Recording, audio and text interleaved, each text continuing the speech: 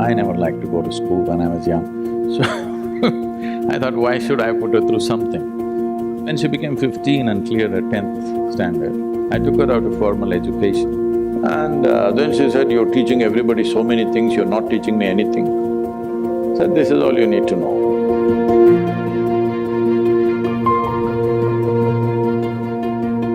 I had enough on my hands, so I never intended or thought we should have a child of our own. But my wife said at least one. I said, okay, one, only one. So that happened, and from the age of… when she was an infant, 3.5 months of age, I drove across South India with her strapped to my front seat of the car, me driving alone, just my one hand here, one hand at the steering wheel. This was the time we were building Isha Foundation, so I traveled extensively, and she was traveling with me when she was 3.5 months old infant. So first 4 years she grew up in the car with me and in many people's homes. So she met thousands of people and she learned how to become a part of any home, anywhere, whether it's the most affluent home in the world or, a tribal home where just about anywhere I stayed, I made sure that she was exposed to everything. I didn't want her to develop prejudices or privileges of, choices of where to be and where not to be. And by the time she was 3 years of age, she at least knew 1,000 people by name, whom she considered her friends, definitely not her age, all grown-up people. So the tremendous exposure to people, and I thought I won't send her to school because I never liked to go to school when I was young. So I thought, why should I put her through something? Then the only thing I could not provide her is children of her own age. So I put her to a school which is not so competitive, not so pushy. So I looked for a school which was started by J. Krishnamurti, and I put her there so that it's easy. And I said, further you go easy on my girl, because I'm not going to look at her report card. I'm not going to ask which rank you are. I'm not going to ask what are you going to become. So don't have to bother about her marks, her academics. If she plays, if she eats well, I'm happy, she's growing up, she must eat well. If she plays well, if she laughs, if she sings, if she dances, I'm fine. I'm not concerned about this because when I was in school, every test, I was very consistent. I always got 6 zeros because I never wrote a word on any page. If they insisted, I wrote my name, otherwise I wouldn't write. When the final exam came, I only worked for 35 and I always got 35, 36, I just calculated. I've never sat in an examination hall beyond 30 minutes. First bell, I'm always out. And I just calculated for what it takes to move on with my friends to the next class, and that's all I did. Why I'm saying this is, this whole thing I used to watch as a child. When the report card came every month, some children are crying in the classroom because they've got not the marks that their tiger parents want, and some are strutting around because they are first or second or whatever. Whenever the teacher gave me the card, this report thing, I just took it and gave it to my father. I never ever opened and saw, because I thought this is a transaction between the teacher and my father. I don't want to intrude and see what is going on there. So I particularly requested the principal of the school, don't worry about my girl's education, I just want her to be with children of her age group. She eats well, just make sure she eats well, that's my only concern. She eats well, she's playing, she's laughing, she's jumping and dancing, I'm fine with this.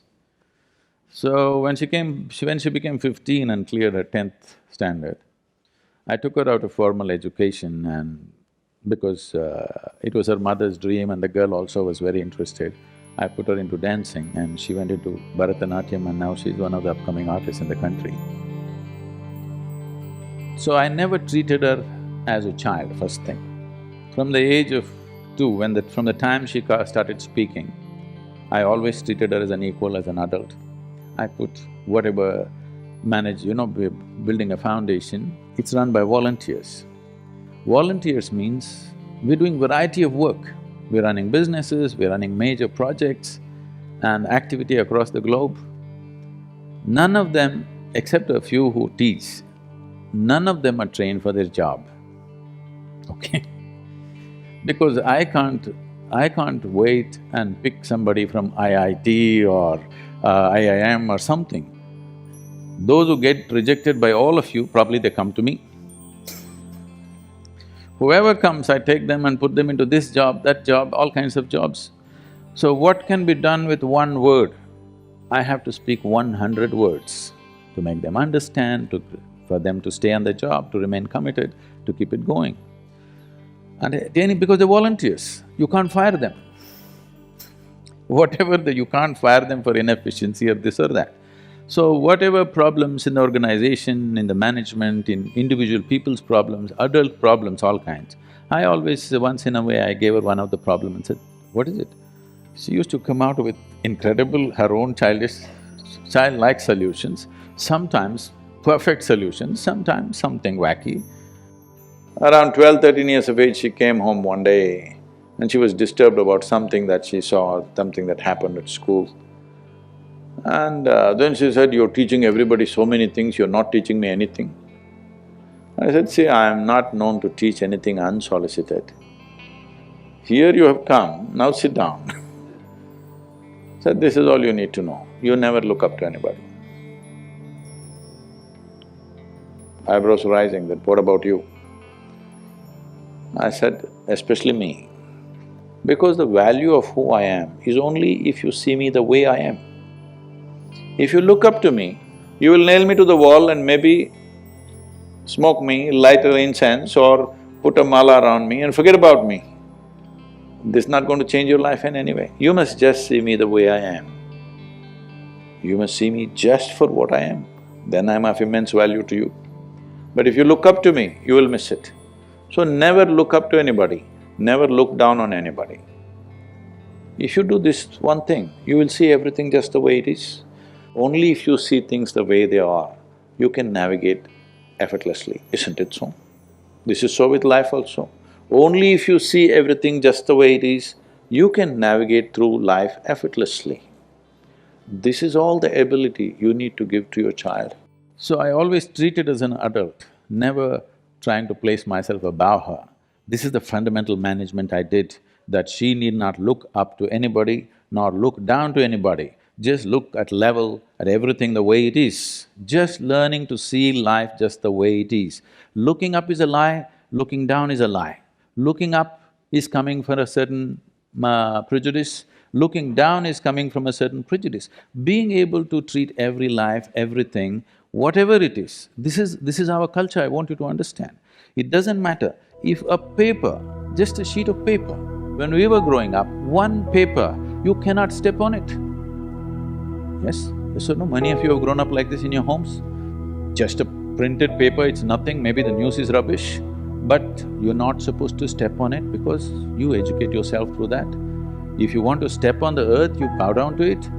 You don't look up to something or look down to something. What you do to your God, you do to everything. This, not talking about in any cultural or religious way, simply I brought it forth in her life and I think it's worked out wonderfully well for her.